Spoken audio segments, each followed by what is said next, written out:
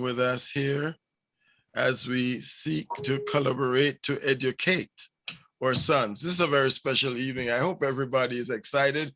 I want to see some smiling faces. I see quite a few of you there. I mean, even if you have to fake the smile till you make it, we'll take that. I'm sure by the time Dr. Melbourne comes on, everybody will be in a great mood and we'll just be excited. I think that we have a great platform here. We're excited about this platform. We're very happy that Dr. Melbourne chose to have this virtual town hall on this platform to share with the world his vision, to also expose us to things that will help us to live a little longer, Doctor, and just things that we need at this very, very special moment. You recognize the world is in turmoil. We're having problems. War is upon our doorstep. It has begun. And we want to see how we can navigate this very tough terrain as we move forward. So welcome to all of you from Redemption Praise Temple. We're working in collaboration with Collaborate to Educate Our Sons. That's a lovely foundation, I call it, that Dr. Melbourne has created. And we hope that this evening's exercise, this evening's program will find you well and that you'll enjoy it and you'll be educated and you will want to come back to the next one because we're always planning something new. So thank you so much for coming. And I'm going to turn it over to Professor Plummer at this time. Thank you so much, Pastor. You said professor, maybe one day I'll be a professor. I'm professing. And prophesying, both of them. Propheting and professing.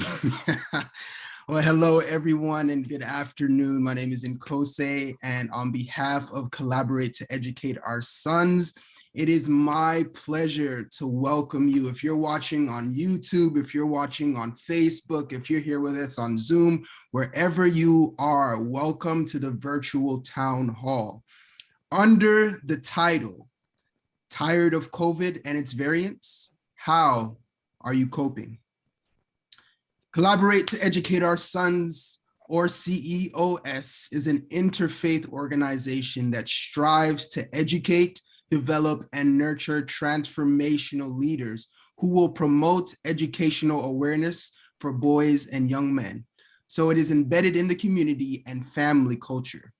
You can join us in our noble endeavor in the community or wherever you are to change the lives of our young boys by visiting our website, collaboratetoeducate.org. I want to thank all the hosts and guests who are here. Everyone, wherever you're watching from, welcome, welcome, and thank you for being here and joining this discussion this afternoon. Thank you. At this moment, I want to invite all of us to bow our heads as we pray. Let us pray. Dear God and Heavenly Father, Lord, we are so thankful that we can approach your throne of grace. You are a good God. You are our protector. You, O Lord, have everything in your hands. And even throughout the pandemic, Lord, we have seen you working in our lives. You have protected us. You have kept us safe, Lord. And the fact that we can be here is a testimony to your guidance in our lives.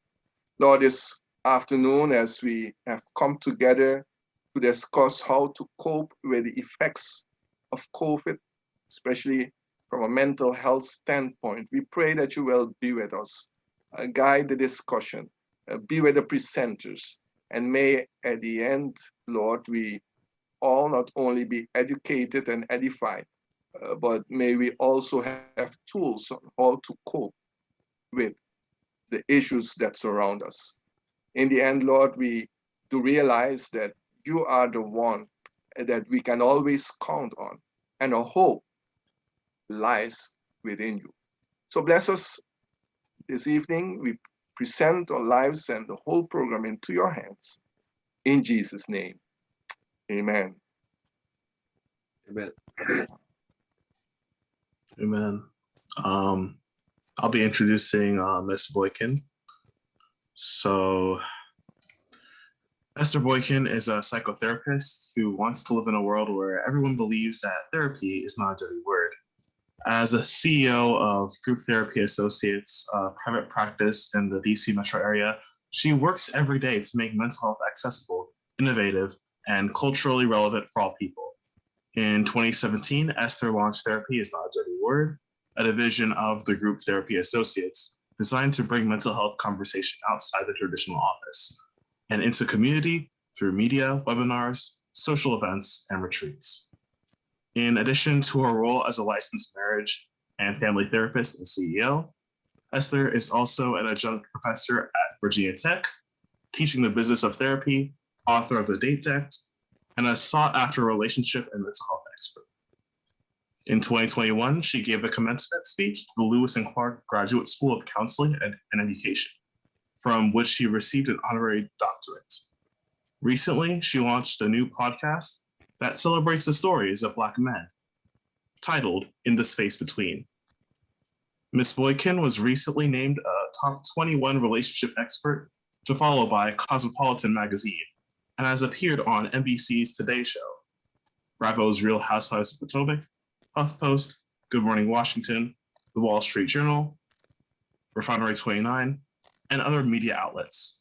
We welcome her participation in this town hall and her contribution to the betterment of our mental health. Please welcome Ms. Boykin. Thank you so much for the warm welcome and introduction. I want to share a little bit about the ways in which I really like this title, right? Like COVID and all of these variants, like how are we coping? I'm going to focus a lot of my conversation specifically around boys and young men, but I want to sort of start by saying that all the things that I'm talking about really should hopefully resonate with everyone, regardless of gender, that these are things that most of us are experiencing in some form or another, but that there are some sort of unique ways in which I think the last couple of years and dealing with not just COVID, but all of the other things that have been, most recently, obviously, Russia and Ukraine, but all of the other things that get layered on top of, and understanding how that kind of impacts boys and young men in particular. I do think most of us recognize or have had some moments of seeing how stressful this time really is.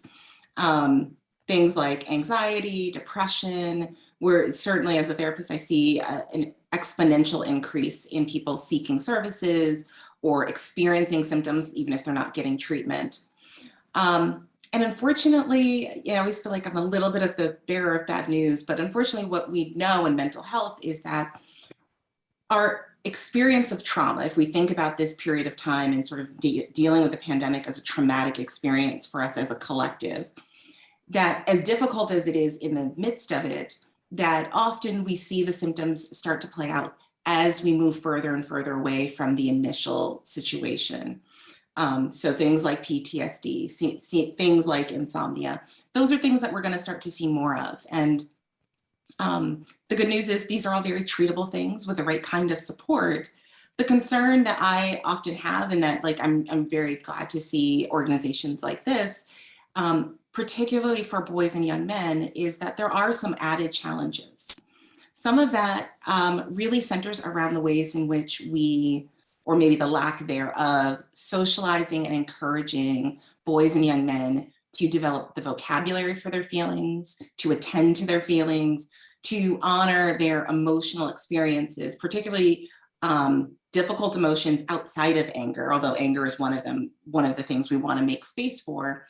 And so when we lack the vocabulary, when we lack a sense of support, and for many boys and young men, sort of having an identity that is not tied to being an emotional human being, it becomes really difficult to process those feelings. And so that's one of the places where I think that there's another layer of challenge for boys and for young men, and for those of us who support them as, as parents, as educators, as mentors, whatever our role may be. One of the things that I often tell people is that, unexpressed emotion is in fact one of the strongest motivators for our behavior. And we see it often played out in boys and in young men. Oftentimes when we're sort of like, why would you make that decision? Or, you know, I know this kid or this young man, but I'm seeing him move and do things that seem outside of his character or the values that he's being taught. Oftentimes there is an underlying emotional experience that young person hasn't figured out how to express. And so when we start to think about how can we support boys and young men through this period of time and in these subsequent years, like as they're sort of navigating all of the feelings, one of the main things we want to really work at is developing a spirit of curiosity. I think most of my clients would say curiosity might be my favorite word, but being curious about behavior, being curious about things that are said or not said, and really making space is an important part of supporting mental health. And so that can look like asking questions. Certainly, I think many of us do that. You know, how are you doing? Is everything okay? What's happening with school? But I think one of the things that's really helpful, particularly for boys and young men, is actually creating space for conversation with fewer questions. Oftentimes, again, going back to the piece around feeling not necessarily being socialized to have a larger vocabulary for their feelings, sometimes when we ask boys, how do you feel? Are you doing okay? You know, are you sad about that?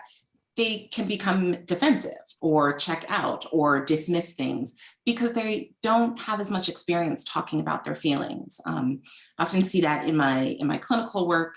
So I tend to do a lot of playing games, you know, with younger kids, we play games. When I did a lot more work with adolescents, we would go for walks. I am not athletic, but I have colleagues on my team, associates who work for me, who would go play basketball or, you know, whatever sort of interest that those boys and young men have, to create a space that feels safe and familiar before we introduce the idea of talking about and exploring our feelings. I think that that's something that we can all learn to do. It doesn't require sort of special therapist training, just to sort of recognize this idea of holding space. And maybe you've heard people talk about this concept. I think it's a very therapist, we say it all the time. I hear more and more people saying it, but I think it's important for us to talk about what it means to hold space, because it is particularly helpful when we're thinking about how do we support boys and young men. And this isn't just for people in caregiving or authority roles, even between peers. This is an important practice that we can really teach. And holding space is essentially about creating an environment where we are doing active empathic listening. And really simply, that just means non-judgmental listening, where we nod our head. Oh, that sounds like maybe that was really hard. Can you tell me more about that? Or that's interesting. Or, wow, I never thought about it that way. I'm curious about what you did next or what else you're thinking. Holding space is really about kind of creating enough quiet and attention for another person to feel comfortable to allow themselves to be a little bit more vulnerable. It is definitely a practice.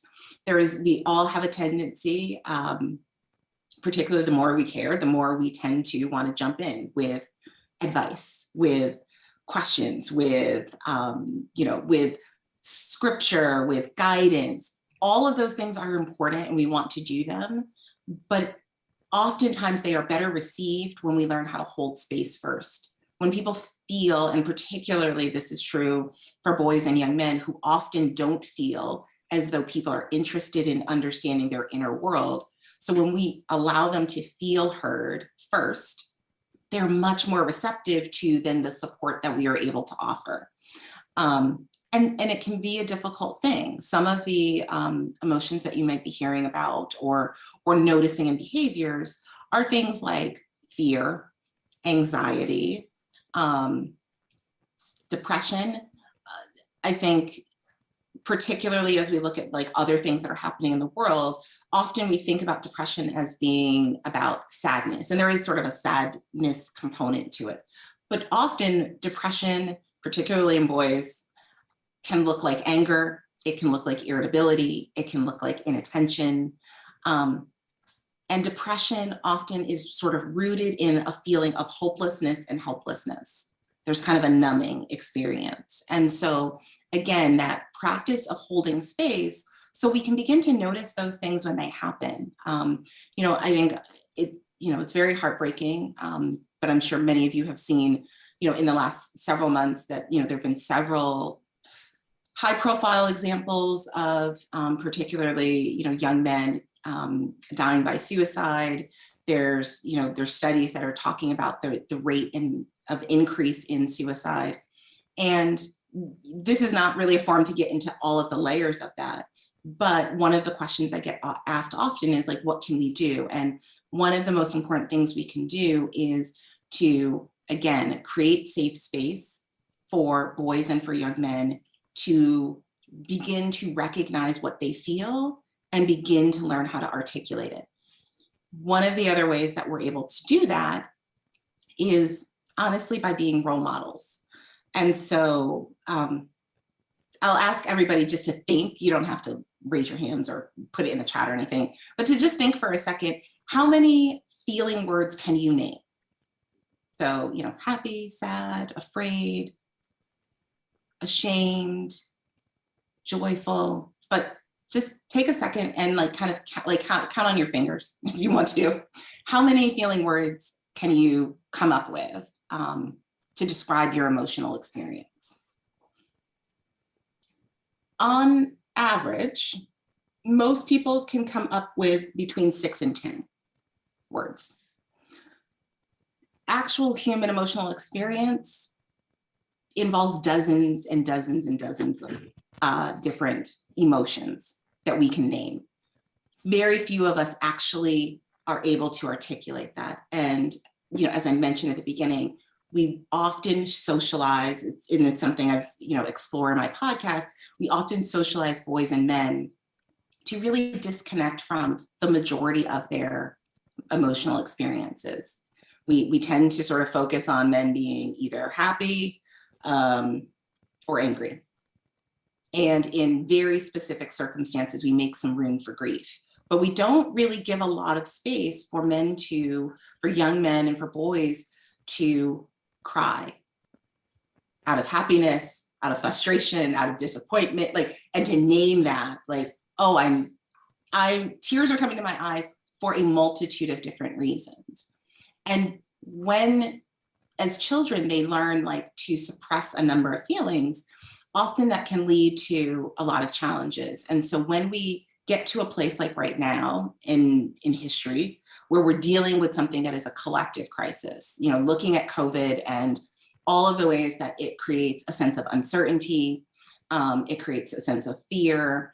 I think we've seen a lot of polarization in communities around everything from how to treat it, what's the best, you know, public health protocols, vaccination.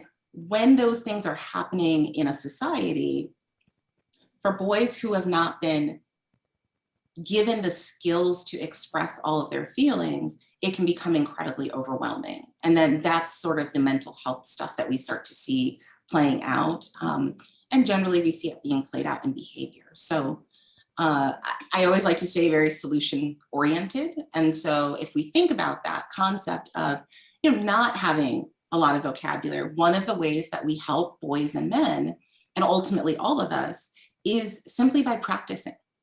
You can actually Google.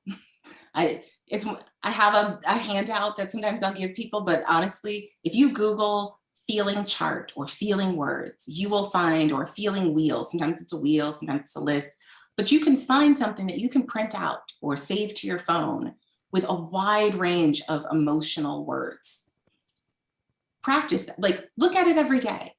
Doing it, and I think particularly if you live or work with, you know, boys and young men, do it in a public way, right? Like you don't have to ask them about their feelings. You can be the model that says, you know, I was looking at my chart today and I realized I am feeling particularly joyful, or I am feeling particularly hopeless as I listen to the news about what's going on around the world and this war. The more we model what it is to simply name our feelings, the more we create space for boys and young men to do the same. And I know that oftentimes it sounds like it sounds like a very simple fix. So if I just say that I'm sad, then it goes away. The reality is that most of our feelings do go away. Even when we're talking about mental, sort of in a mental health disorder, and a panic attack does not last forever. A depressive episode does not last forever. It does need support. I'm not suggesting by any means that we should just let that go. But when we name feelings, we become much more skilled at noticing how we feel and then noticing how it impacts our lives. Oh, I woke up feeling really anxious. How does that change the way that I talk to my family? How does it change the way I act when I get behind the wheel of my car? What are the things that made it worse today? What are the things that made it feel better today?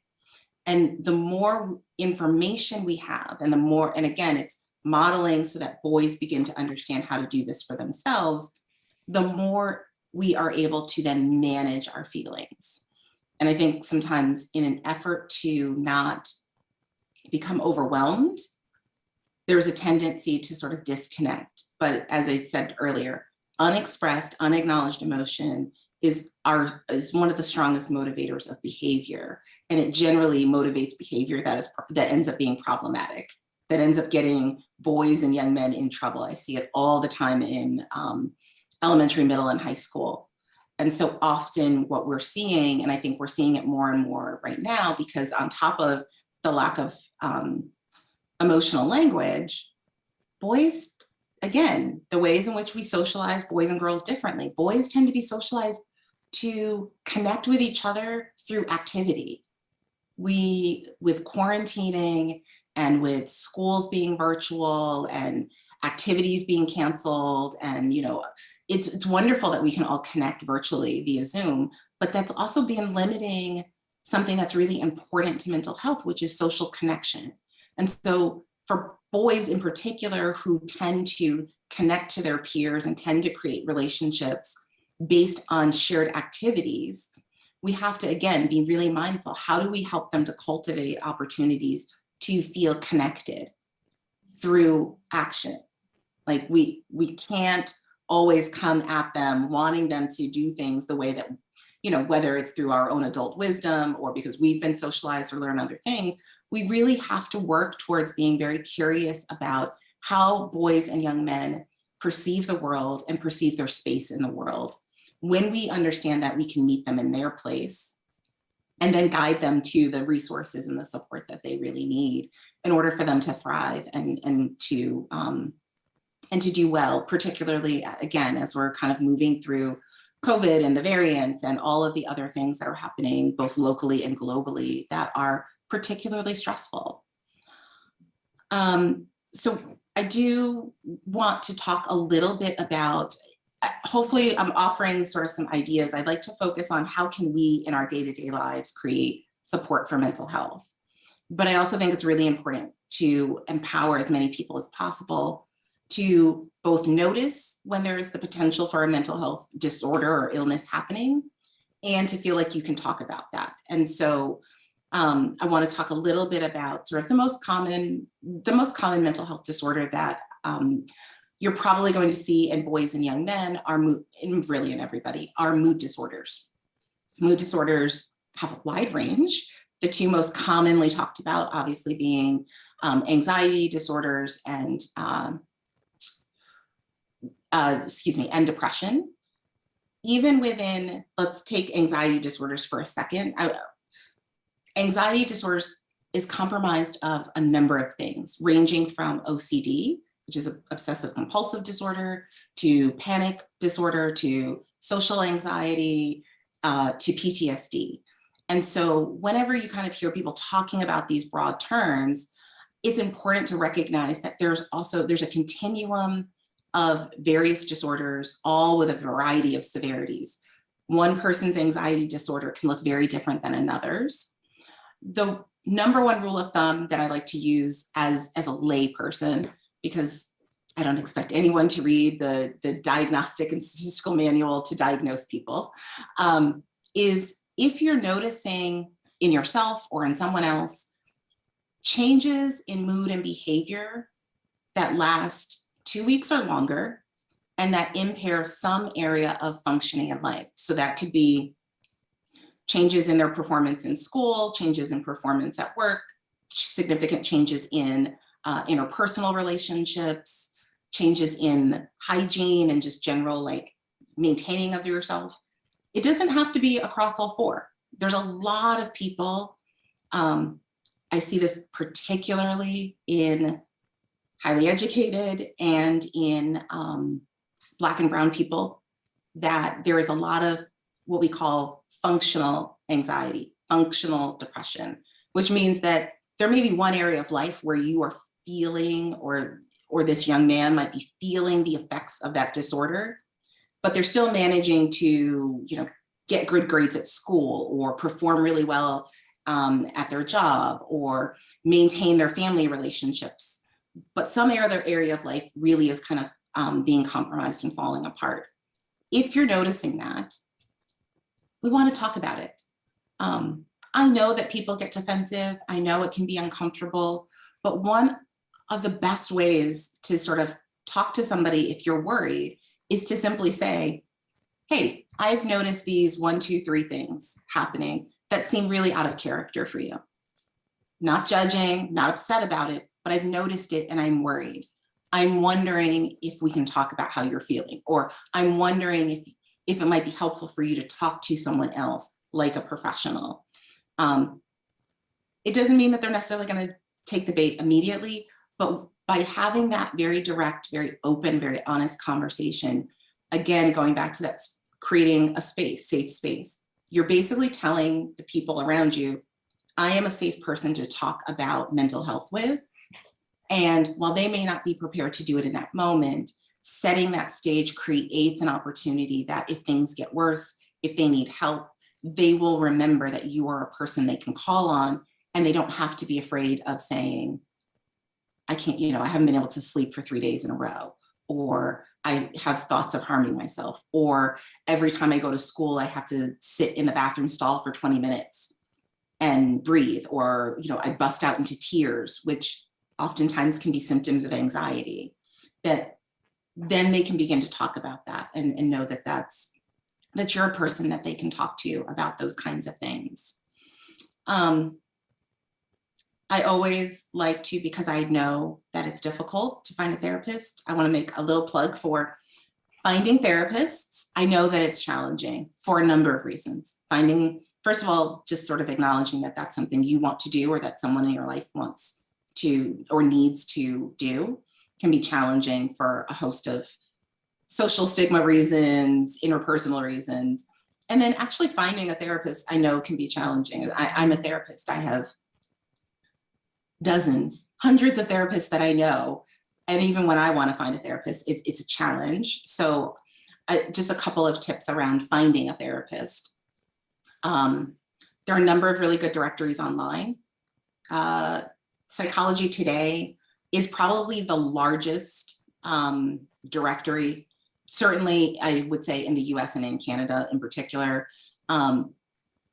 Almost every therapist that has a practice probably has a listing on Psychology Today. So it is both good and bad for that reason. They've improved a lot of their filters so you can narrow it down, but it's probably a really good place to start in terms of getting a large number of options to look at. There are a number, but if you just Google like therapist directory, and I really encourage like depression therapist or Black male therapist in DC, like whatever you're looking for, start by Googling it that specifically. You will begin to find some people. I know one of the other primary challenges to therapy is financial. I get it, I run a practice. It is a constant struggle between making sure that my staff is paid well for the work that they do, and that we are able to provide services that feel affordable to the average person. It's a struggle. That said, there are a number of low-cost options. There are a number of various nonprofits that will provide, one in particular that I think is really great specifically for boys and for young men is called Black Men Heal. They have their own smaller directory of therapists, but they will pay for, I believe it's 8 free therapy sessions for any Black male that is interested in seeking therapy. And then they offer other kinds of things. You know, they do a monthly, just like this, a monthly virtual group for young Black men. There are a number of other organizations that do similar things. Open Path Collective is another great resource for reduced cost therapy. It's a lot of therapists who, just similar to my own practice, have a commitment to providing some more affordable services. So they'll donate, you know, 3 or 4 sessions in their schedule for reduced cost services. So I know I said a mouthful, I said a lot of things. I'm happy to provide some links after the fact for anybody who's interested. But I would love to open it up to questions. These are, like, I can go on and on. This is kind of my favorite stuff to talk about, particularly from, you know, I'm a mother of a son. I have a 26-year-old son. So Black boys and Black young men always hold a special place in my heart when we start talking about mental health. But I would love to answer if there's questions, answer some questions and see if what else might be super helpful for you guys today. Thank you so much. This was awesome. Yeah. I have a few questions, and I'd like to remind the audience that if you have questions, please put them in the chat, and we will ensure that they get answered. The first question is, news report suggests that Americans are reporting significant and sustained increases in symptoms of depression and anxiety related to COVID-19. What are your thoughts on that? And how can the average person avoid that from happening to them? Oh, so I have a lot of thoughts on that. First, I will say, just in talking with my own colleagues and looking anecdotally in my own practice, I think that's absolutely true. And I think it's a number we're going to continue to see, unfortunately, for a variety of reasons. So I think the most obvious being, I guess, let me back up.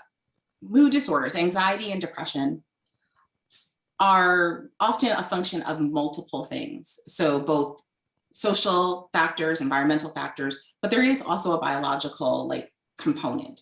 So there is, I think, some of what we're seeing is people who were just biologically predisposed to the likelihood of developing anxiety and depression are now suddenly finding themselves, COVID is an incredibly stressful scenario for multiple reasons: the economic impact, the health impact, grief and loss, the social impact. Honestly, we're just not really wired to sustain being forced to look at the uncertainty of life day after day. If you think about it, as people, we create sort of an illusion of control for ourselves, and that helps us to kind of move through life with less stress. And unfortunately, COVID has really made it very difficult for us to do that. Things are constantly changing. So part of it is simply being under chronic levels of stress, not like there's COVID directly, and then there's all the ways COVID has impacted life. And so it does create, I think, an increase in depression and anxiety. Depressive and anxious symptoms are also very common, again, post-trauma. So if we think about COVID as being a traumatic experience for us collectively as people, we're going to see more of those symptoms simply because that is part of how we, as human beings, often move through traumatic experiences. We're going to have some of those symptoms. In terms of protecting ourselves, because I think that's probably the more important half of that question, 2 things. One, I want to really be clear that in the same way that any number of other illnesses, we want to sort of leave some space for, if this happens for you, it's treatable and you didn't do anything wrong. There's no, it's not a weakness, it's not a failure, it's not, oh, I should have done this, this, this, and this.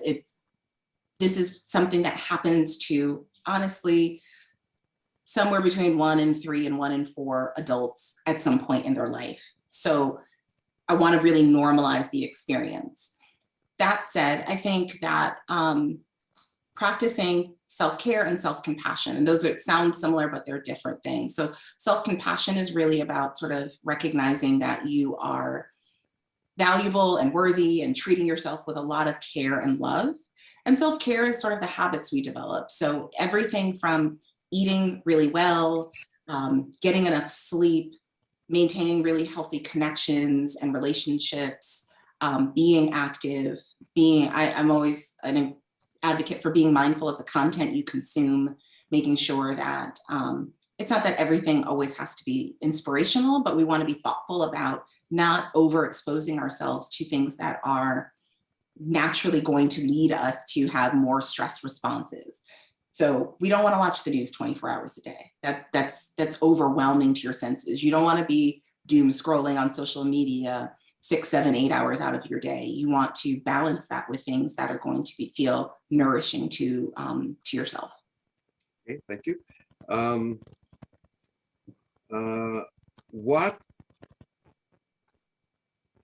are some healthy ways, a young person is asking, that I can share with someone on how to express their emotions rather than avoiding them?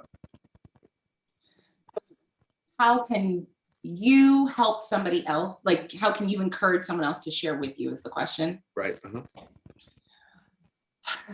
Most people don't like this answer, but I give this answer all the time. The most effective way is to be a model, is for you to do it.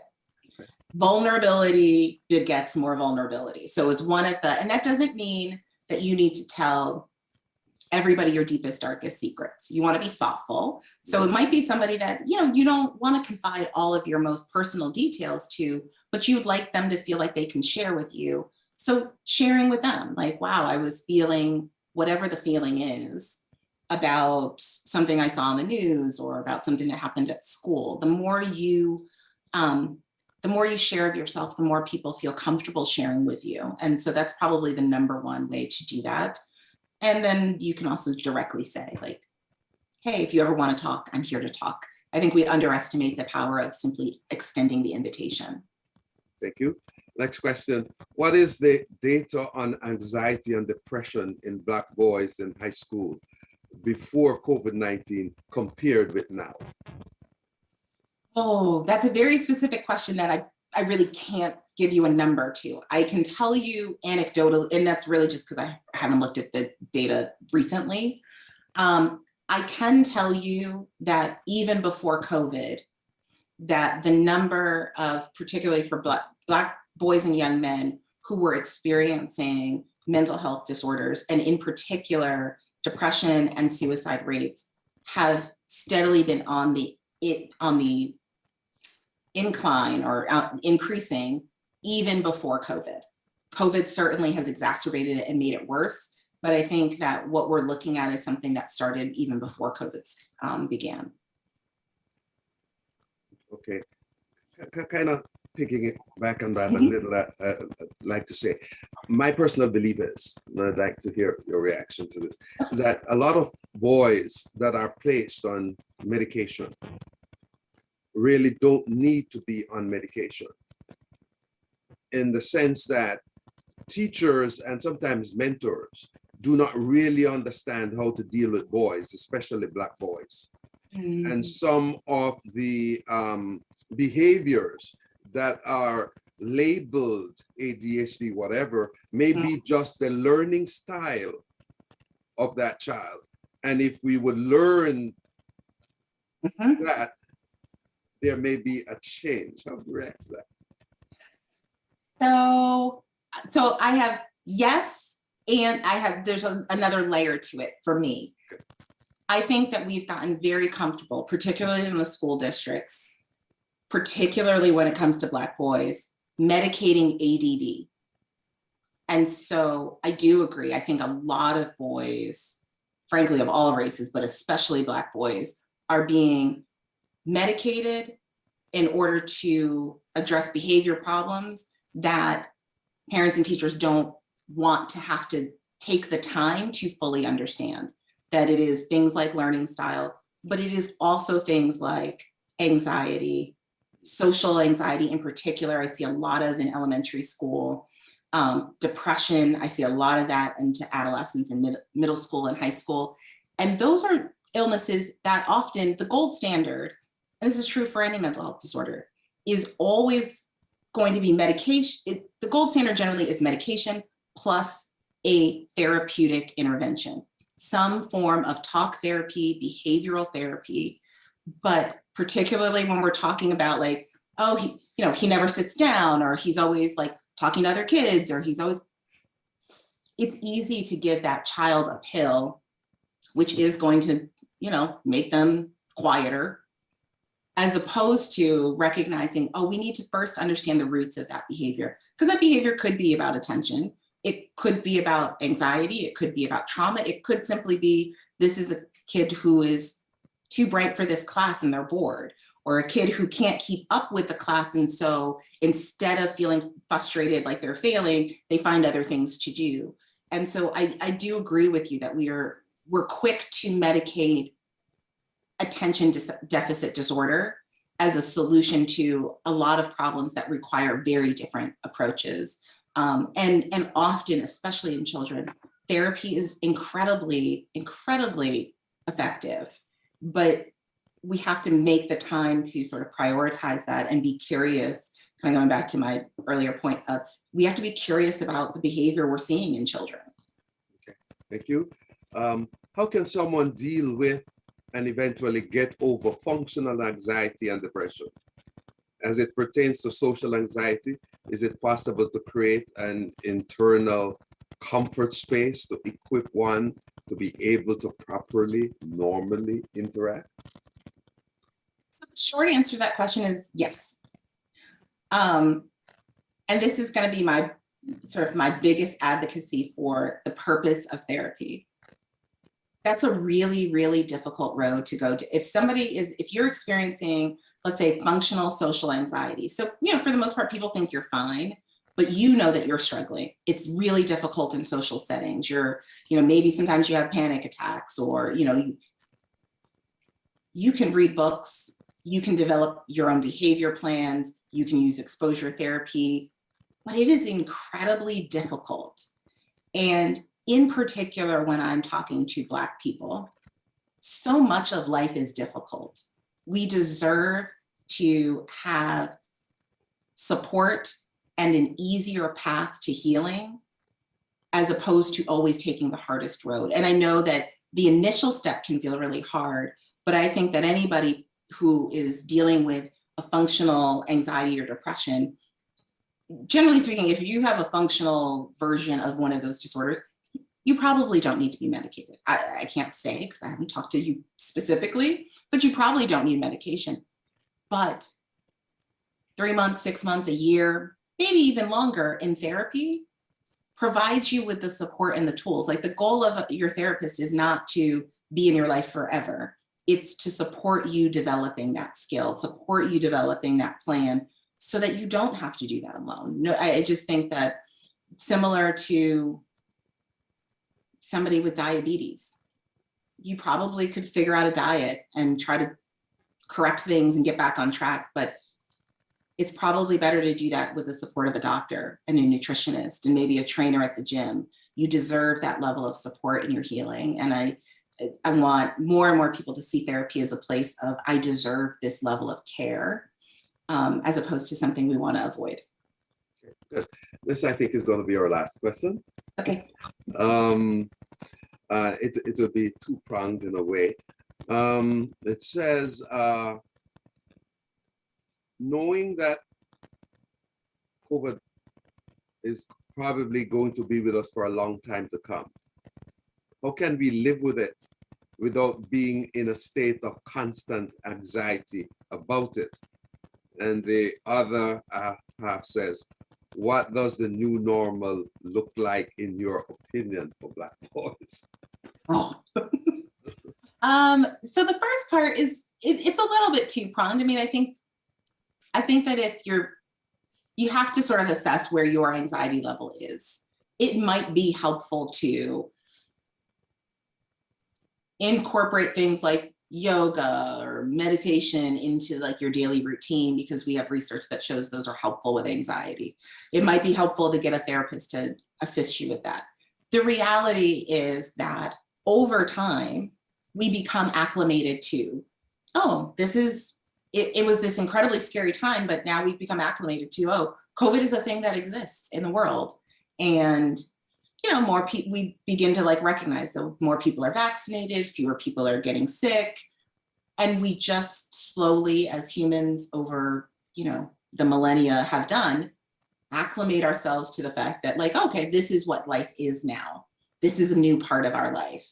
And so as that happens, the anxiety will decrease over time. If it's not decreasing fast enough or it's too high for you, then that it's useful for you to get additional resources to help manage that. But I think in general, as a population, we will just become, we've already become less and less anxious than we're less anxious than we were probably, at least about COVID, than we were 2 years ago, because we know a little bit more. And the new normal, I hope that the new normal, I can't say that it for sure will be, but I hope that the new normal is one that makes a lot more space for understanding that our emotional health is not separate from our physical health. That those are things that absolutely, that we need to attend to all of our health in a different way than we have before COVID. Thank you so much. I hope we will be able to see you again for other things. I would love to. Thank you guys for having me. Thank you. We appreciate that. Okay, over to you, Mr. Bowman. Hey, everybody. I'm Jared Bowman. I work in Copenhagen, Denmark, and I've been living here for about 2 years now. I'm here to provide an introduction to Dr. Devon K. Taylor. I'm very proud to introduce him. It's a bit late here in Europe, but very happy to broker this introduction.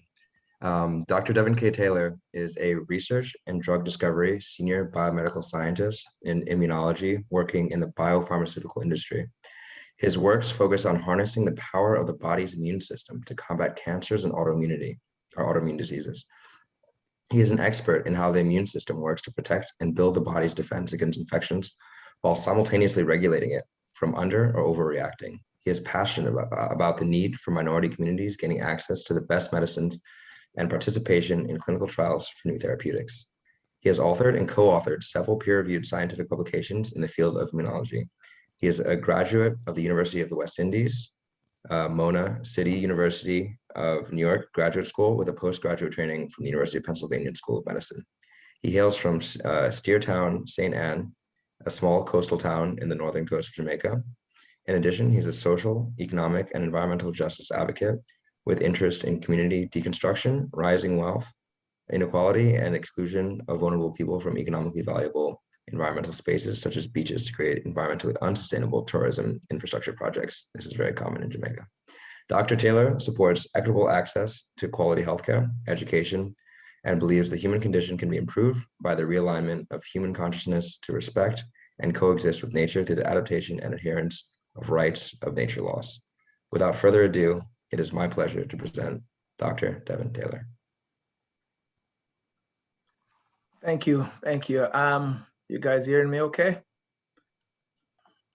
It's great to be here again among friends. Hopefully I could follow up with a good presentation to complement that other piece of the pandemic that is raging with us for quite a few years. Being a scientist, I will be sharing with you guys some slides, because I think it's always good for me to provide that that visual, so we could actually experience some of what I do. So let me share this screen here, and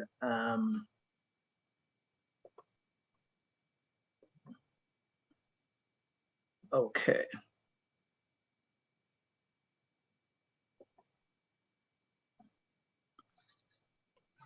So without further ado, I just want to talk about COVID-19, and its variants. And I think at this point we need to consider if this virus is smart. Is it thinking? Is it responding in a way that human would respond? And that is survival. One of the things that we do very well is to survive. And so, the COVID pandemic is actually behaving in that way, and it's not going anywhere. And this is a quote from one of a scientist who is actually leading the charge in understanding how this bug is behaving. And his quote says, "Nobody knows where SARS-CoV-2 is headed, but the one thing that we do know for sure is that as long as there are unvaccinated people, variants with new clinical properties are possible and may plague us for years to come." And I think it's a social responsibility for many of us who are holding out on vaccine to reconsider. And we're at a point now in the pandemic where it's almost like everyone needs to be vaccinated because of just the variants. So this is what the bug really looks like. If you look on a microscope, you'll see some of these features of the bug. And those protrusion of that core of the virus or the spike protein. And that's where most of that's the business end of the virus. And that's where all and many of those mutations that really is changing the nature of the pandemic and the nature of the disease occur. So, one of the things that we saw early in, when the vaccines rolled out, in 2020 in December, was that we were seeing very good efficacies. We're seeing with respect to illness or hospitalizations or death, the vaccines work very well. But what we do see is that over time, we noticed that changes were happening. But the changes that were happening, the vaccinated population was pretty much protected. So if we're looking at this graph on our left, the green represents the vaccinated folks, and the blue represent unvaccinated folks. And as the pandemic rages on, what we do see in the unvaccinated population is that their rates of illness remains high, the rates of hospitalization remains high, and the rates of death also remains high. While in the vaccinated population, that was pretty much, very small. So that really kind of, speaks volume that there is a therapeutic on the planet, and that therapeutic right now can help us to manage this disease and manage all the fallouts that we just heard earlier that manifests itself not only in the trauma of death, but also in the psychological pieces, in the economic pieces. So it's a very important responsibility. Now here we are, where there are pretty much 5 major variants of concerns that have wreaked havoc throughout the 2.5 years that we're going through here. We started out with this alpha. Well, the Wuhan strain was the original parenting strain, but then we had upon us the alpha, we had beta, gamma, delta, and we're up on Omicron. And as you could see under these depiction of these viruses, they carry different features, increased transmissions. We do see increased severity. We see the susceptibility to the therapeutics that we have in terms of monoclonal antibodies, the like. That with the different variants come different kinds of disease. And I just want to put it out there so we all know that a mutation is basically a change in the virus genetic code that result into a virus that behaves similar or significantly different from its parental strain. So one of the most significant thing that I want to bring across from this data set right here is throughout the pandemic, we have seen different waves that are happening. And these waves are characterized by this increase in the number of COVID-19 cases or increases in hospitalization, increases in death. If we look early on in the pandemic around the summer of 2020, there were quite a few variants up and around. We had a wave there. Then we have the alpha variant arise. We had some period of calm, taking us early into the fall. And then by December, we were up again on another wave brought on by Alpha. That died down for a couple of months. And then in the summer of 2021, moving into the early fall, we have the Delta variant came about. And that was, another one of the most severe form of the virus. We had a lot of death from that wave. But look at the fifth wave here. I want you guys to actually look at how steep that curve is. And that speaks volume to changes that we're seeing over time in the behavior of these variants. And I mean, I think we caught a break with Omicron by not being such a severe manifestation of COVID-19 disease. And I'll speak in depth about that as we progress through this talk. But this is just showing us that these waves are happening ever so many months. And there is nothing that really, points to the fact that we're going to actually, stop seeing these variants. What we are seeing, though, is actually some impact that the vaccines are dampening down.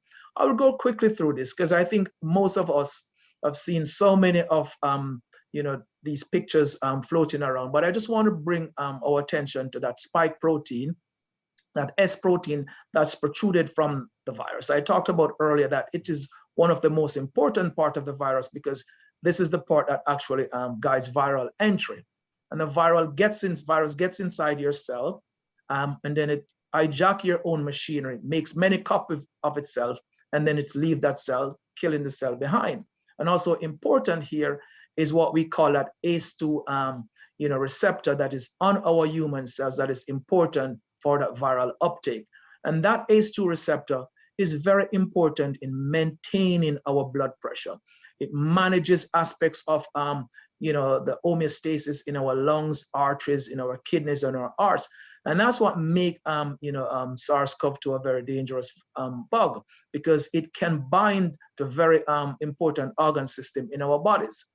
And it does so, again, as I said, using a connection, a lock and key kind of a mechanism. It locks onto that ACE2 receptors, and through another co-receptor on the surface of your cell, it gains entry inside your cell. And what are these manifestations? The pathology has been very clear over the last couple of months. You get a COVID-19 pneumonia, and that's really what you do you in. It's really an acute respiratory distress. There's varying degrees of it. From just the moderate, mild, moderate, or you get a severe cases where pretty much you're drowning in your own inflammatory mess that is inside your lung, because your lung loses its integrity. You have so much destruction within the alveolar, it cannot function anymore. The exchange of gases that normally happen in your lung just fails to happen. But we do see also that sepsis takes this place. We have an imbalance in bacterial regulation within your, particularly in your lung, that leads to just more bacterial infection. And so, sepsis enter inside your bloodstream, and a lot of folks come to that. We have acute hepatitis, acute, renal injury. There's gastrointestinal implication, heart implications, and of course, brain fog.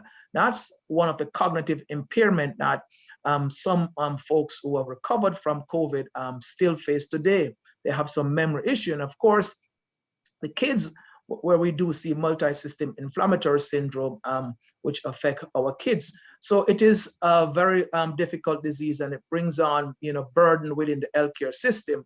And then, of course, we have to live with some of these effects that are long-term, that, ranges from fatigue, to other thrombotic events. Higher rate of cardiovascular disease, is pronounced in people who have survived COVID. And of course, our immune system is supposed to be doing a very good job. The variants of actually, changes their behavior and develop a mechanism as to how to evade our immune system. So the three components of our immune system, the innate, the humoral, the cellular, which is comprised of our B cells and our T cell responses that we have actually been hearing about a lot. We hear a lot about antibodies, get your antibodies up, take a booster, get your antibodies. We want to kick that cellular piece of that immune system going so that we could give ourselves that maximum protection. And we want to eat right, we want to sleep, You know, we want to exercise, we want to do all the good things that will help us to really kind of get our immune system in good shape. So we know also for our older population that as we age, that our immune system changes. The profile of our, important cells that participate in the process, changes. Our B cell repertoires changes. Our T cell responses are slower. Overall, how we generate those stem cells that normally help us to repopulate new B cells are actually on the low side. So the aging population is especially susceptible, and so they need protection.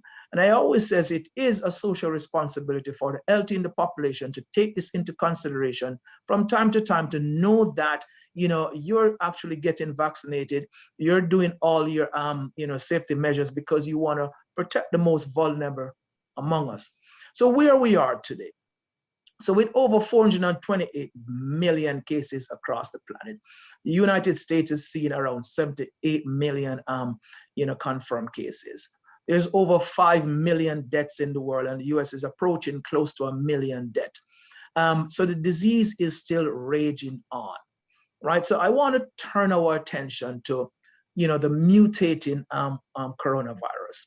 And this, picture is just kind of showing you the connectivity of the world, that anywhere a variant arises, it is going to move across the planet. No border restriction, no closing, these borders is not going to prevent SARS-CoV-2 from spreading across the planet. We start off in China with the Wuhan strain in 2019, and up until February, that strain was dominant. It entered into Europe. One mutational change happened, and by May, within the space of 5 months, we had a different full-blown strain operating in Europe. So I mean, this bug really mutates pretty fast, and that was not thought to be the case when scientists was looking at the SARS-CoV-2, and I'll actually speak to that in the next slide. But as I said earlier, the virus, of course, tiny microorganisms, and they need, your system to actually make copies of themselves. They bring their own genetic code. They use your machine, and they make many copies of themselves. And when they're making these copies, they're making some mistakes as they do so. And from that becomes new, species. And then there's a competition among these species within the host as to who survive, all right? And so this is kind of like getting a little bit in the weeds to understand how these variants are coming about. So as I said, alluded to earlier, SARS-CoV-2 does have a proofreading machinery. And what is that proofreading machine? I mean, as human, we have a very complex proofreading machinery within our cells, and that actually protects us from making errors. Because if we make too many errors that cannot be corrected, which happen in some folks, we succumb to cancer. Cancer arises because of mutation that are taking place in our cells that cannot be checked. And we develop mechanism actually to kind of combat those mutations that happens. But ever so often, we lose that ability to really rid our body of those mutations. We develop various forms of cancer. Now, virus as a survival mechanism is just loose about this because they want to be adaptable. But COVID did have a proofreading machinery. It does have it, but we thought in the beginning that it would not mutate too much because of this proofreading mechanism, but that was not the case. It does mutate, and it mutates, and it provides itself now with an advantage to actually survive. Now, there are medicines that are being developed to actually go after the viral material and prevent aspects of this from happening in infected patients. So, between Pfizer and Merck, they have made 2 of these drugs. One is Paxlovid, and the Merck molnupiravir. Both of these medicines are on the market. Well, the Pfizer drug is actually doing a very good job in the mild COVID cases. It can actually lower the risk by around 90% in folks with mild COVID. the Merck drug is actually just operating around 30%, but is operating in more of a moderate disease. So, the scientific community is working, at really developing medicines that could help us deal with aspects of these variants. And we ask ourselves, why are these variants coming about? They're coming about because what? These mutations are taking place to increase the virus replicative fitness. The virus wants to be able to survive in all these environments. All right, it wants its ability to actually damage the host. It doesn't want to necessarily kill the host, but it wants to create enough damage so that the host immune system does not get rid of it. It wants to evolve. It wants to find beneficial factors that will make it survive. And it wants to be able to jump from one species to the other. I'm sure you'll hear about some of our animals in the zoos and about the wild deer population is now, COVID is present in many of these populations. The virus is trying to survive. It wants to evade your immune system and it wants to resist against the drugs that you put in your system. So if you ask me, these are features that define something that is actually smart, all right?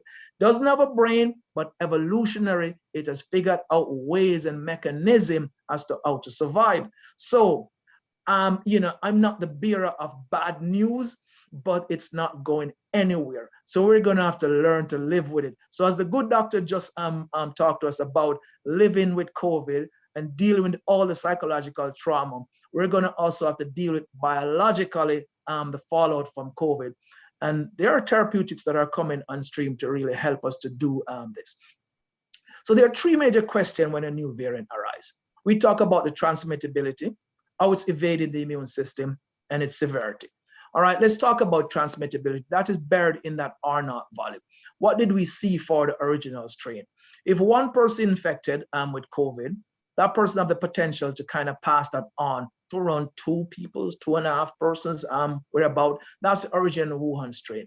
With Delta, you're about giving that to, one person could pass that on to around, 6 to 8 individuals.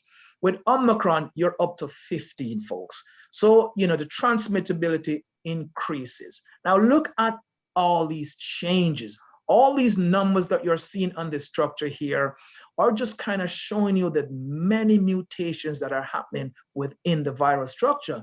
And these are changing the behavior of the virus. So on the left is the Omicron, on the right is Delta. I mean, you could see that phenomenal graphics kind of showing you all those changes. And those changes really points to immune escape. What happens? The virus made all these changes so it modify this spike structure, and so the host immune system, cannot, get rid of the virus. So if we look at a little bit of data that's coming out of our hospitals, on the left we're looking at just new daily cases over time, by vaccination status. So if you look from your right around May 2021. And then into November 2021, when Omicron shows its face, you could see that even in the vaccinated, the fully vaccinated, which is that red line, that really were only seeing like 1.2% of new cases.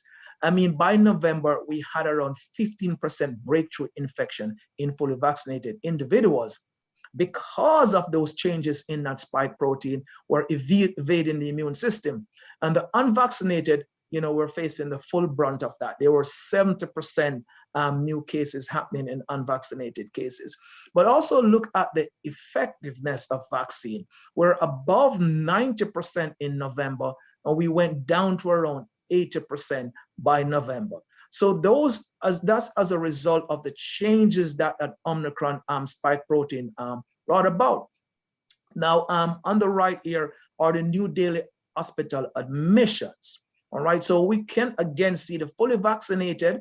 They were pretty much very minimal vaccination early on, and that number just increases over time because of changes within that spike protein. And of course, you're unvaccinated, you're just at a higher risk. This is kind of saying pretty similar things, that there's been just approximately a 4-fold change in terms of infection and hospitalization within the vaccinated pool as much larger in the unvaccinated pool. One of the things that we did see, though, is that booster helped to restore some of that vaccine effectiveness. From the original, we're seeing from Wuhan strain that, high antibodies levels were observed. At time, we know that that antibody level waned a bit, but that antibody level were not very effective at that level against Omicron. But once, we kind of start going through boost, we do see there's like a 24 times increase in your antibody titers, and that offer you more protection. So booster, helped a lot. There is something I want to talk to the audience about today, which is called hybrid immunity. I know there are some folks that are on the fence, all right? And they're on the fence for a number of reasons. But there is the concept, what is called hybrid immunity, that if you are infected with SARS-CoV-2, you could take one shot of your vaccine, and that can give you what we call a hybrid immunity. All right, it increases your protection level. So if you says, well, I'll take one and I do not go back again, you take one, okay? If you were infected, and the combination of that natural immunity plus the vaccine immunity gives you an hybrid immunity. And so you will get pretty much some good protection there. The other thing about the bug is around pathology. All right, you get this pneumonia, your COVID-19 pneumonia. It was really bad with Delta. It's very different with Omicron, and we'll speak specifically to that. But we know what's happening here, all right? If you look on the left side of the lung here, this is in a normal context. And if you look at the right side of the lung is a COVID-19, you could see there's much more going on here. There's more inflammation taking place in this lung. There is more, just cytokines. These are just inflammatory mediators that are taking place in this lung, and they're driving just more damage in the lung. If you blow up one of those alveoli, you will kind of see what's going on, a concept that we call a cytokine storm. So much factor being produced to, a bug that does not belong in that space, just really deals with, pushes you into this kind of pathological state where, a lot of inflammation builds up inside here, fluid builds up inside there, and you don't breathe very well. And the data is very clear about that. Omicron case are on the decrease right now, but the deaths are still high. And that is particularly in our vulnerable population, okay? In our 65 and older population, or you carry comorbidities, we're getting this lingering death that is still happening.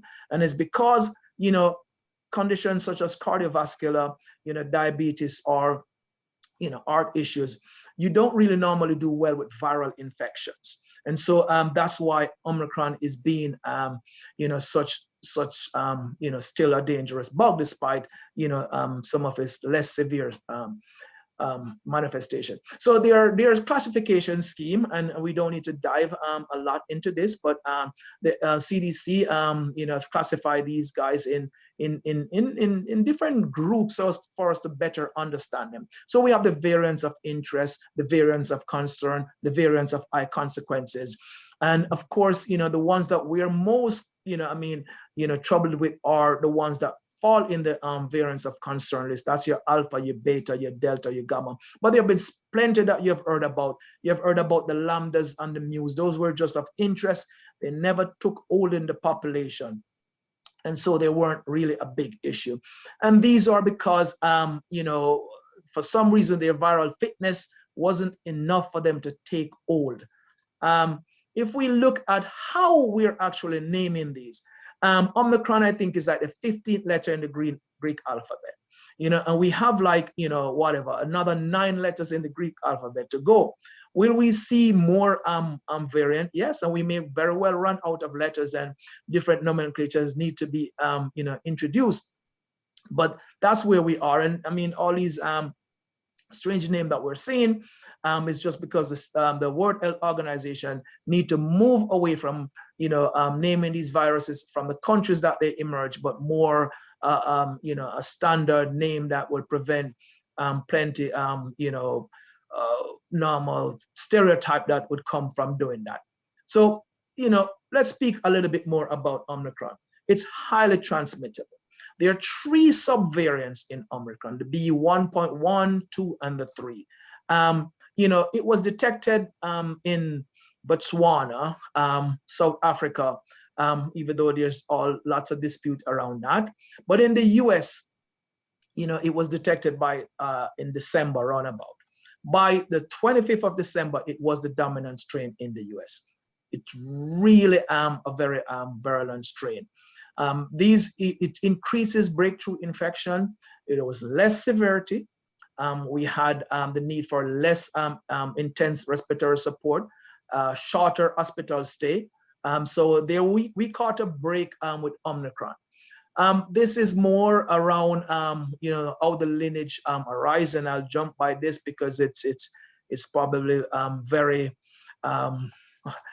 basic signs, if I should say that. Now the symptoms and the severity of Omicron, you know, they varies. All right. Normally, what folks are experiencing is mostly a runny nose, sore throat, some nasal congestion.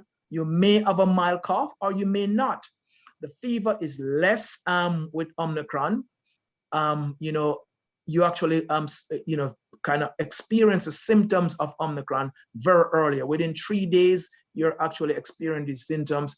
With Delta, this was about a 4-day wait before you start manifesting the symptoms. And with the original Wuhan strain, you were waiting 5 days. In terms of loss of smell and taste, that's not so common with Omicron. You have fewer patients complaining about lower respiratory problems or shortness of breath. What you do see manifesting in Omicron, you're getting nausea, night sweats, and folks are complaining about lower back pain. But there are still, you know, cases where the gastrointestinal problem, the pain, the brain fog, and the weakness are still, you know, present.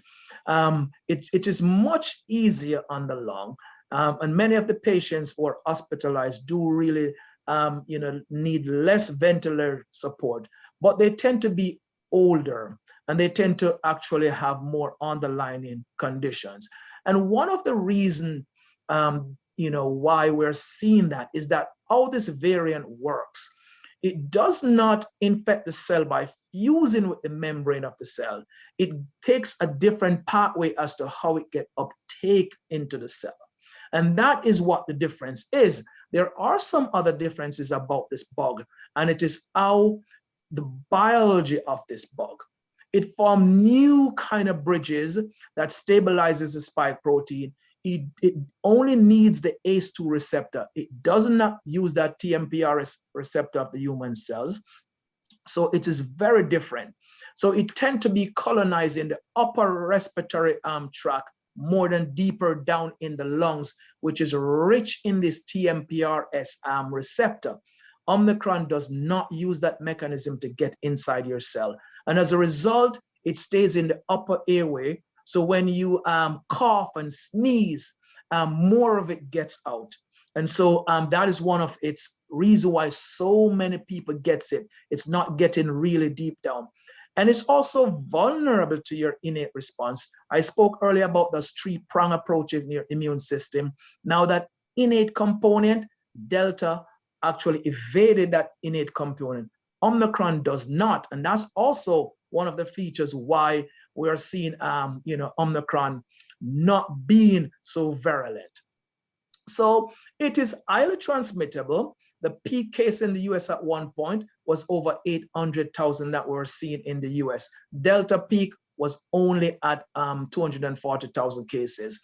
The disease spread rapidly. I'm showing you these you know, orange bars here that are representing Delta, and this was actually in November. Look at what you see, you know, in December, which is right around in the middle. Most of it were maroon or those purple bars. And by the time we're in February here, it's all Omicron. So within the space of a very short time, we had a complete displacement of the Delta variant. And if we jump, we're getting close to the end here. We're hearing about the Omicron B2 variant. That variant is coming. And we're seeing that small part in this pie chart, that pink part here, is representing that B2, and it starts to manifest itself across the entire United States. And it will take over. Now, what will be the manifestation of that? We're not completely sure as yet, but if it, stay close to what Omicron is, then we'll catch another break. But these variants keep coming. They're not going anywhere. Our vaccines boosting proved to be effective against Omicron with three doses. We're seeing we're getting back up to that 90%, 85 percentile. If you look at all the vaccine together, if you look at just a 25 week after the second dose, against the subvariant B1 and B2, efficacy is pretty low. But by 2 weeks after the third dose, we're getting up there into the 60 to 70 percentile range, and that will offer us protection, and especially amongst our older population who immune system wanes, we're encouraging them to take the vaccine. Now, when we look at performance of the vaccine, if you kind of look in your pre-Delta versus your Omicron era, we can appreciate that there's been a fall off in terms of vaccine efficacy. And of course, if we break these guys down according to Moderna, Pfizer, or J&J, we do see that, with a full booster, then we tick back up into the 70 percentile range. So it's important for us to do so. Now, you'll hear about the B2 strain there as being the stealth variant. Now, it carries a lot of the mutations, but it's also carrying some more mutations. And it is at least 30% more contagious than the parent strain of Omicron. It's already the dominant strain in places like India, the Philippines, and it is getting to be there in UK, Germany. It's also the dominant strain in Denmark. So we can learn a little bit from these countries as time progress, but it will take over because it is at least 30% more contagious. This is again just kind of showing you all the features of the B2 that are contained in the B1. And so all these fundamental changes that is happening in the spike protein is giving the bug a bit more survivability. So we are pretty much here at the end where we take a table and we look at all these guys. We look at our Delta, Mu, Omicron different variants, and what we see is there's an increase in mutation as this time progresses. We see this mutation orbited within the spike. We see increase in transmittability. What we did not see was increase in severity, and we're happy for that. But we do see immune escape. So we are in a very tricky situation right now where we have a highly transmittable virus, but less severity. And we're hoping that we hold that pattern because we need vaccination to really kind of get us out of this pandemic. We need, because we do see here in high fully vaccinated countries that the mutation rates are very low. And that's depicted when you look on the right side of this graph. You see that these countries are having high vaccination and the mutation rate is lower. We need vaccine. We need vaccine plus natural immunity to get to herd immunity, because it's only with herd immunity that we're going to protect the most vulnerable among us. I will pretty much stop here for now. Thank you. Thank you, sir. That was very good, very informative. So let's begin with some questions, and I'd like to remind the audience, if you have your question, please write them in the chat and we will pick them up there. The first question is, one of the ideas floating out there is that given what has been happening with COVID and its mutations and reiterations, it's going to be recommended that a new booster be taken every 3 months. Is this fact or fiction? What do you have to say about that? Yeah, no, I think that is fiction. There are, conversations around variant-specific, vaccines. But I think one of the learnings that we had from this Omicron strain is that we remember the original vaccine was made against the Wuhan strain. And it's the same vaccine that we are taking, which we're still taking on the planet. And what you do see is that 3-dose that is offered brought the protection back up into a significant zone that is accepted by CDC and FDA, which is greater than 75%. So I think we are pretty much good there. There, as a scientist, you never say never, but if we have a variant of high consequence that arise, meaning it changes conformation so much that it can no longer be classified as SARS-CoV-2, it will be renamed, and of course a vaccine will be made for that.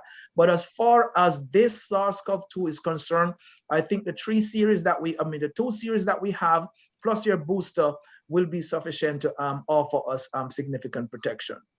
Okay, just another twist on that. Do you see it getting to the point where, like the flu vaccine, we'll have to get one every year annually, or do you think it may continue as is?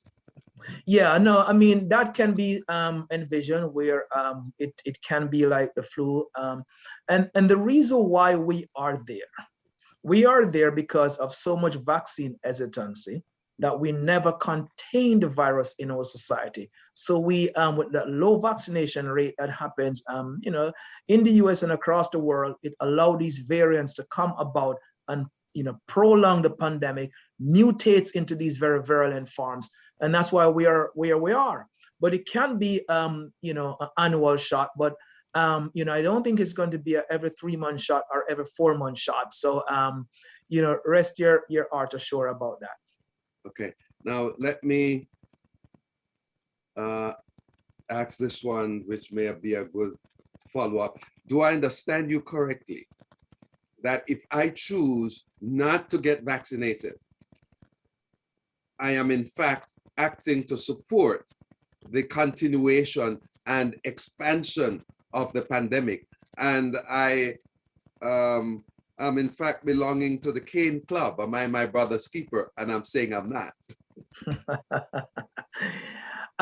So by not being vaccinated, all right, it's a nuanced question, but I will simplify my answer. You provide a vessel for the bug that there's no pre-existing immunity. By becoming vaccinated, you have established pre-existing immunity in your body. And so if you even get infected, which we know we're a breakthrough infection, the bug runs up into an army of immune cells to fight it off.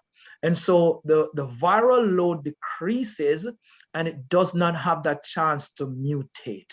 So by not doing that, especially if you have, an immune system which is not fully functioning. Now, many folks will walk around and says, well, my immune system is working great. I'm not so sure about it, all right? We all get some form of illnesses, the common cold, we pick up a intestinal bug. We do get sick from time to time. So I said the best thing is to be proactive. And yes, you can be the vessel in which the virus will mutate. Less chances, for that to happen if you are vaccinated, because the bug comes up on, a system that is primed and ready to deal with it. Okay, thank you. Next one. Do COVID shots suppress the immune system? Stephanie Seneff, PhD, a senior research scientist from MIT, in a non-peer reviewed research paper from the first week of February 2022, tells of a mechanism of the COVID shots that results in the suppression of the innate immune system. She says it does this by inhibiting the type 1 interferon pathway. How do you react to this? As scientists, we're always challenging each other's hypothesis. Now, so I'll say one thing, from Omicron. Omicron actually stimulate type 1 interferon. Delta does not. And type 1 interferon are these small molecules that are really geared towards targeting viral. They really get secreted, interferon alpha, interferon beta, they get turned on once you get infected with a bug. And they serve the role by actually stimulating your T cell responses, B cell responses, and give you overall, better protection. In the innate immune system, Delta was known to evade type 1 interferon. So type 1 interferon had no impact on that. In fact, our Cuban friends and other companies have made type 1 interferon drug, which was non-effective in COVID-19 patients. So that data rules that concept out that you're suppressing innate immune responses. We do have increases in your NK cells and in your neutrophil cells that happen with COVID. So, we're on the laboratory settings, you may be able to show aspects of this. The real world data does not support the findings that COVID-19 vaccine is in fact suppressing your immune system by messing with your innate response. Okay. And I think the key here for me, which maybe some folks don't get or might not get, is the fact that it is a non-peer review. Do you want to comment on that? Yeah, well, yes. I mean, so of course, peer versus non-peer is a group of scientists who are, of a very long history and credibility within the scientific field of various different scientific organizations, will form these groups that your manuscript has to be looked at by 4 or 5 scientists and go through a rigorous process to look at your data. You have to send nowadays you have to send your raw data in for us to really look to make sure that the fidelity of the data is good before it's accepted. And, we'll normally give you comments for you to address in the lab. That's what happened on the peer context. In the non-peer, there are open source journals out there that you could submit your manuscript to, and they will publish it nonetheless. So it is significant from the scientific space. And of course, our lay colleagues out there may not really understand, the level of scrutiny that is given to, manuscript when they're submitted for publication. So it carries a lot of weight. We need peer-reviewed data because, they're tested and they're checked and they're reviewed by the community of scientists. So I would add then that when we see articles that are people put out there that may be giving data and making claims, we need to see whether they are peer reviewed or not. And also we need to see who is paying for it. That is true. Okay. Now, the next question, will there be a J&J booster for those who took the J&J vaccination? And should we be waiting for the J&J booster versus taking, let's say, Moderna or Pfizer? And is there anything wrong with this cross-platform? No, actually, no. Actually, this is a nice question. I like it because I got a Moderna primary and a Moderna second shot. Of course, that's a series 2 series. But for my booster, I got a J&J. And I got that because there was a publication that came out that looks at vaccine mix and matching that shows that mix and matching can drive more T cell responses. And so we need T cell responses for long-term protection. And the T cell responses actually tend to do very well at protecting against variants because the T cell epitopes don't change that much if they change at all with the different variants that we're seeing, whereas the B cell epitopes are changing from which you get your antibody response. Those T cells are preserved, and vaccine mix and matching tend to be promoting very good T cell responses, of which Johnson & Johnson was very good at. Now, Johnson & Johnson actually is now, booster is available. So you can, I think the series for J&J, if I'm correct, is 2 months after you get your first shot, you could go and get your J&J vaccine. So if you got your first shot for J&J, you should go and get your booster if you're outside that 2-month window. Okay. Here is an individual who is, let's say, 78 years old, got the first 2 shots, got the booster. What would you recommend they're getting a second booster? Yeah, so I would ask the individual, you know, what to understand more around their medical history. So, you know, if you are immunocompromised, and that you may be, you know, from a genetic perspective, or you may be a transplant patient, you know, maybe taking just powerful anti-inflammatory for, you know, very different rheumatological diseases, then you have a very suppressed immune system. And of course, your age as well, you have a immune system that is not functioning top tier. That based upon your medical advice, taking a 4th shot may help you to raise that antibody response and offer you more protection.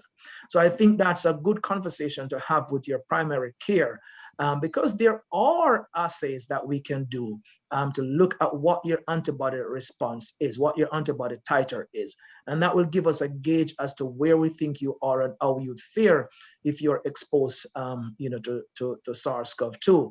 So please speak to your healthcare. But if you know, of underlying conditions, if you are immunocompromised, then that's a very fair consideration to, you know, to explore. Thank you. Let me remind the audience to have your questions in the chat, and we will have them covered. So please do add your questions in the chat. This next one says, excellent information. I would like to hear about the vaccine and children. What is the recommended age at which children should take the vaccine, and which one? Right. So so currently the age is 5 years and older. All right. Those guys do get the vaccine, you know, the 2 doses 3 to 4 weeks apart. That's recommended for kids.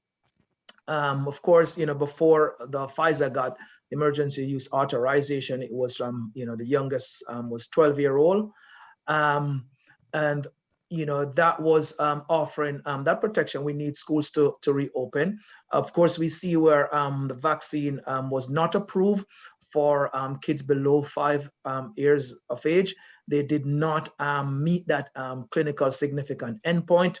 So it was not recommended that kids under 5 years old get. Now, the parents are very concerned about myocarditis and pericarditis, which are inflammation in the heart, inflammation around the heart, in the age group between 12 and 39. So young kids tend to get this a lot. And so one of the modifications that the CDC has done is actually to change the schedule. It used to be 3 to 4 weeks for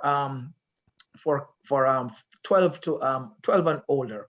They have now moved that to 8 weeks.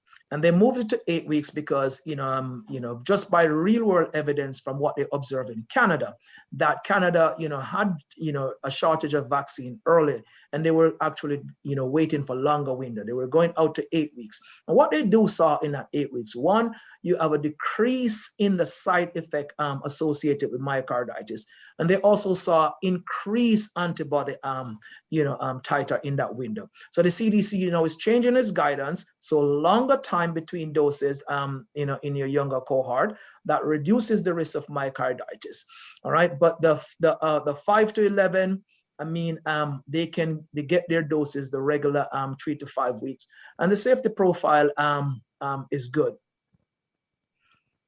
But yes, the younger ones are we're not there yet. We're not there yet. But there are some aspects of the biology of COVID that it's not as impactful on kids within that earlier age group. And I've known a couple of my friends whose COVID is in their house and their younger one does not get it. It's because I think there are cells of less ACE2 receptors and less that TMPRS receptors are present, and kids as they develop, so they're not succumbing to many aspects of this. But as I said, Miss C, which is a very miserable inflammatory condition. In fact, a kid died from that in the US most recently, is a concern. And so we just have to stick with our public health measures in that cohort. Okay, good. I am immunocompromised, right? Autoimmune compromised, sorry. Should I take the vaccines? Are there outcomes that could be fatal for me by taking the vaccine?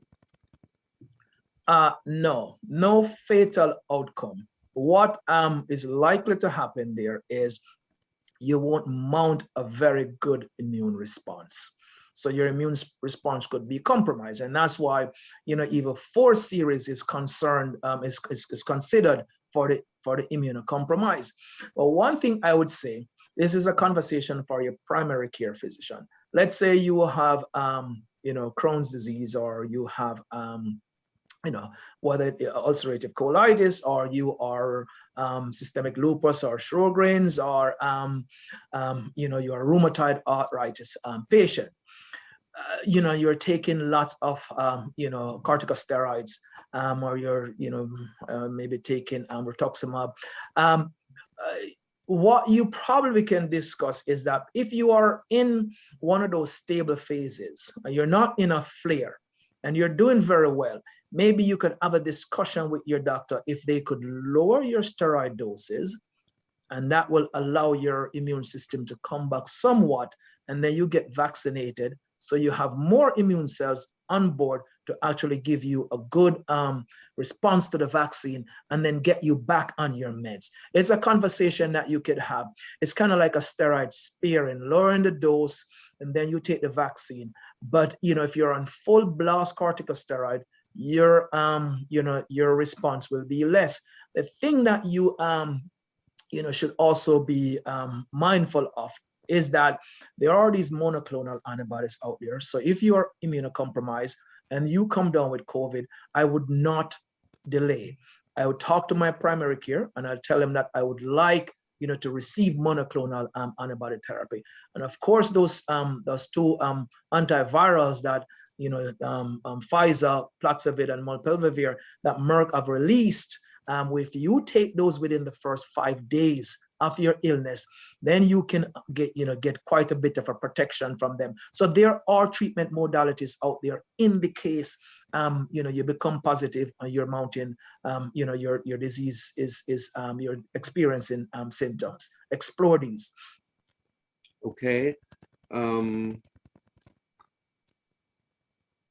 Is there a danger of taking more of the required doses of the vaccines? Example, 3 Pfizer, 2 AstraZeneca shots for 1 person.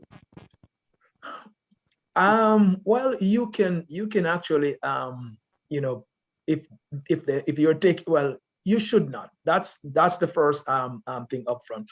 You should not be taking more than is recommended, and that from a safety perspective. What can happen is that these series take too close to each other, then you could drive your body into cytokine storm, pushes too much inflammation, and that could damage tissue pretty much.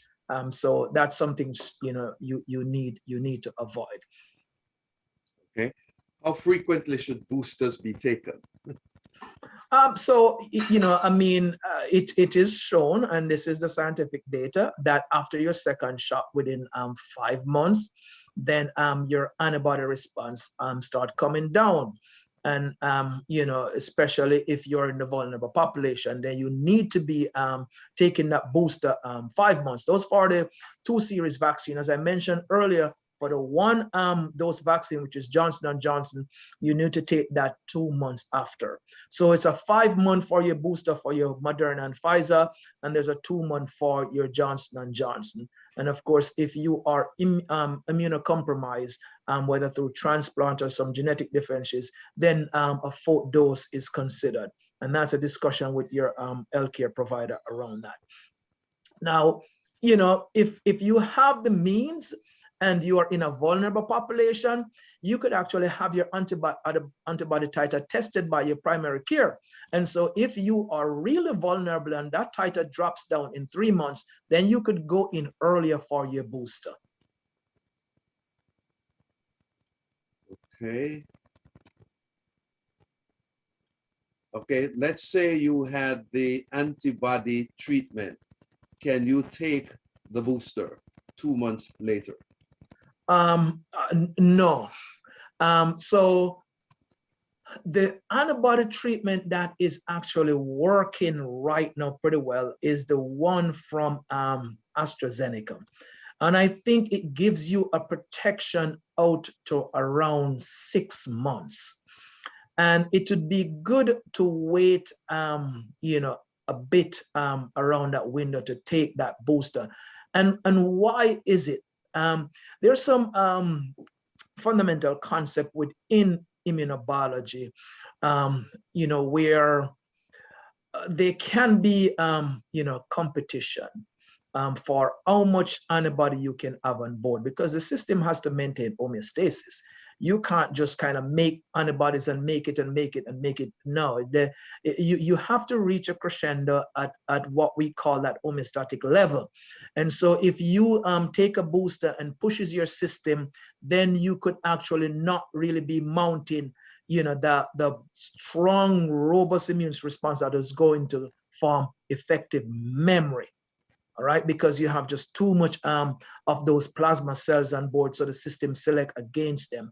So it would be that monoclonal protects you out for as much as 6 months, and so you should actually wait a little bit more and then get your booster.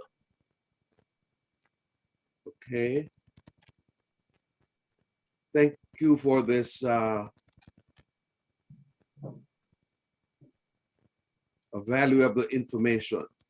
Not sure if you hinted at this, but if you were to recommend one of the vaccines now in circulation, which one would it be?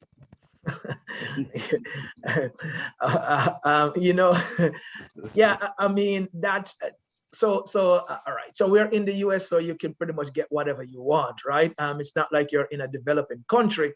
If you're in a developing country, I say you take what you can get, all right? Because they all are going to offer you the protection around severity and hospitalization.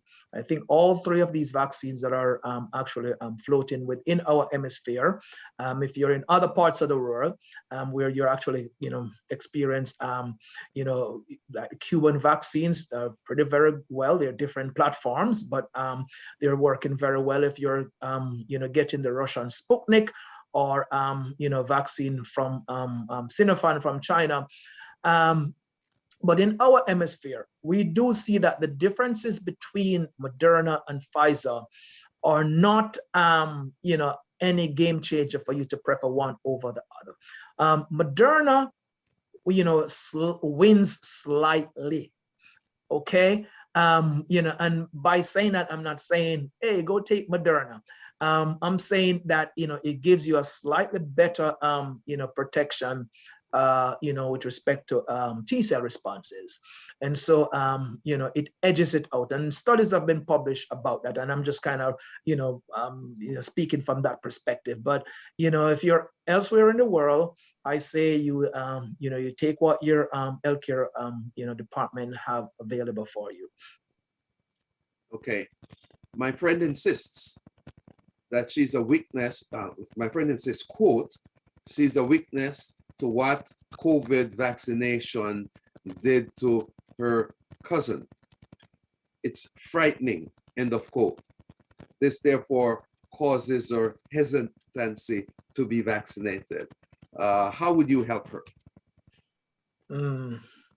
Yeah, so it would be good to understand it, but I know the concerns around clots had existed.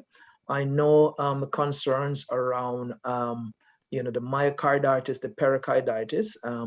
It's a small subset of the population that actually experience that. We know, which is not unique to the COVID vaccine, is Guillain-Barré syndrome. But I would say now, if you look at what COVID has done to the world and to individuals in the world, I would say the benefit outweigh the risk. And I would say, we're in a society where if you are in tune with your health department and all the, you sit there after you take your vaccine and you go home and there is a adverse reporting platform where if you're feeling any, weirdness, you could actually, report in and get immediate medical care, especially if you're having any chest pain or abdominal cramps that may be associated with any pending, clot issue. All right, that you could, receive care very well. So my recommendation is benefit outweigh risk. And so that is where, I go. And I look at the pandemic and see how for 2 years, kids are out school. All right. I look at the variants that are coming around and I says, well, I don't want to, from a social responsible platform, be, someone that will refuse to be vaccinated. And I may, not do very well with COVID, especially if I have underlying conditions. Diabetes, hypertension, very common in our community. Then I may not do very well if I have, an history of myocardial problems. I may not do very well. So, the benefit that the vaccine does for me, it gives me that layer of protection. So I will not develop the severity and I will not end up in hospital. And now those are the kind of guidelines I would use. Now it's quite, uncomfortable and, and remorseful when we learn that someone who got the vaccine developed a side effect that, kind of really stir fears. And that's something that, I can, I don't know of anyone who actually had those really severe adverse effects. But I'd ask that you look at the benefit, look at the risk. Several of the things that you see out there from, the stroke that is increased. A recent paper just published that shows long after you recover from COVID, you are now in a predisposing condition for a higher incident of stroke, a higher incident of heart attacks. And these kind of things I do not want to live with. And I don't think we need to live with them when we have a vaccine with a very good safety profile. Very good, sir. I think this is the final question now. I see no more in the chat. Do the vaccines show some of the pathologies as the virus? The one that comes to mind is, of course, what we did saw with J&J vaccine when we're talking about clots. There's a lot of coagulation that happened with SARS-CoV-2 infection, and people develop a lot of strokes and have a lot of heart issues. That was one thing that we saw with the vaccine, and we knew why it was happening. Now that the vaccine, it's a platelet aggregation that was promoted through somehow. Why it's happening is, the actual mechanism we know have, but the details as to why it does that, we're not clear of. So that's just the one thing around clots, but it's very rare. In a very small subset of the population, and if detected early, it's a full recovery. that you'll see. That's the one. I can't think of any other similarities that in terms of adverse impact. No. Thank you so very much, sir. Very informative as usual. We're happy to have had you again. Over to you, Mr. Daly. Thank you, Doc. And thank you, Dr. Taylor.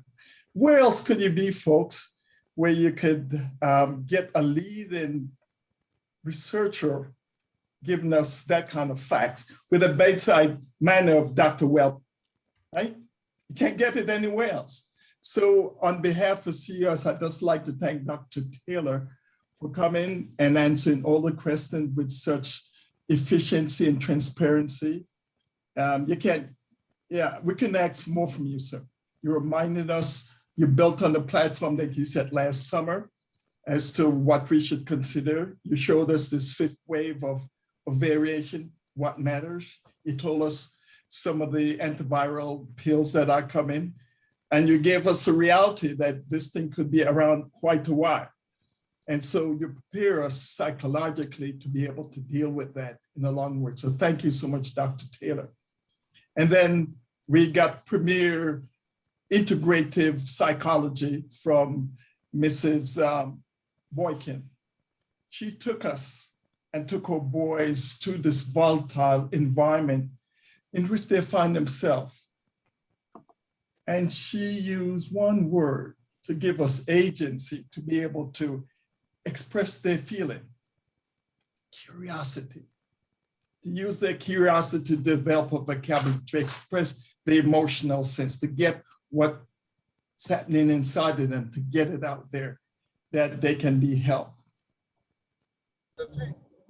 The important thing she helped is to allow us to create social space for them to express themselves.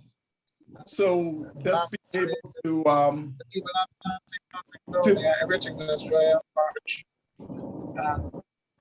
just being able to have a, not just to be able to express yourself, but to create a safe space to express yourself. One of my takeaways from Mrs. BOYKIN is to go and find, right? I don't forget that, to go and find one of these express yourself wheels. If I'm going to be a great mentor, I should be able to model that to a young person. So that's part of the homework I'm taking away, to be able to do that. She also gave us great ideas how to find out signals, what's happening with our sons, that we'll be able to help them. But most of all,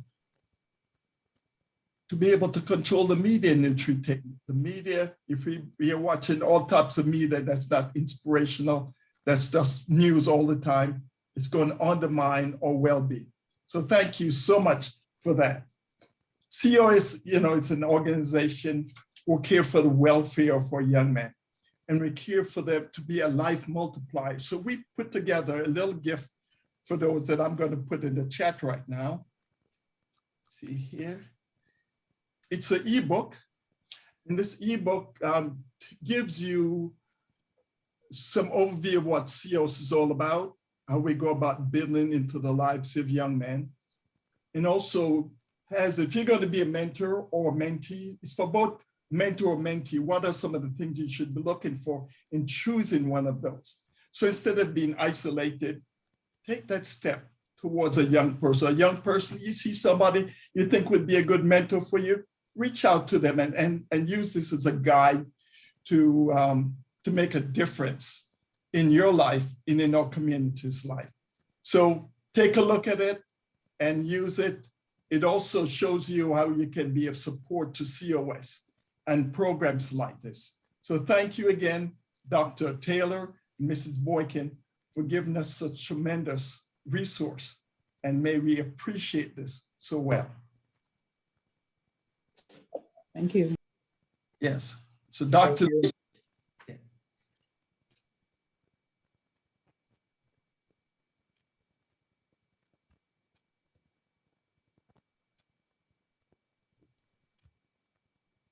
Over to you, Dr. Lee.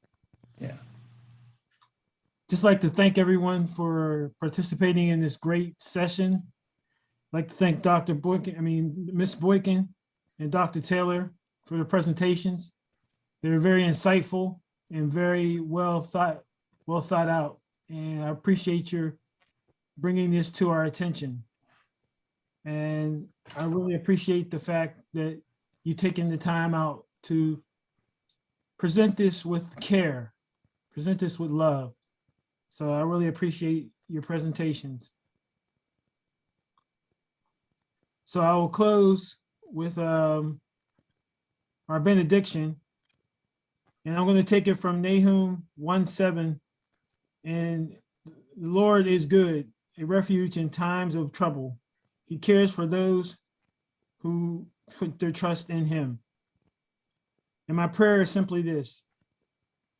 God, many feel lost and overwhelmed. The world seems out of control, full of evil. Life has become a nightmare. Please help us to remember that you made this world and you made it and you declared it good. Give us the comfort and in your presence and the confidence to trust in you when nothing seems to be going right. Calm our minds, bring our peace to our hearts and strengthen our spirits to carry on in the midst of loss. Lay a path for us and help us to follow your way as we move forward. In Jesus' name, I do humbly pray. Amen. Amen. Thank everyone again for joining us. It was good to have you, whether you were here with us on Zoom or you were on Facebook or you were on YouTube. And I'd like to thank those who participated in the program. And a special thank you to RPT for hosting us and for your support. May God bless everyone. Thank you. We had people, I saw people from Denmark, from Suriname, from Jamaica, from all over the US and Canada. This was great. Thank you. Oh, I saw people, yeah, I did say Jamaica. And the numbers you see at the bottom, don't follow those numbers. There are more people on here than what you're seeing. Thank you. Thank you, Dr. Gordon. I think I saw Miss Hart earlier. Emma Hart. Thank you. Pastor Wright, over to you, sir. Okay, thank you, Doc. What a beautiful program. Thank you so much for doing it again. You actually did hit this out of the park again. Thanks to the team that you have with Chris and all these wonderful people.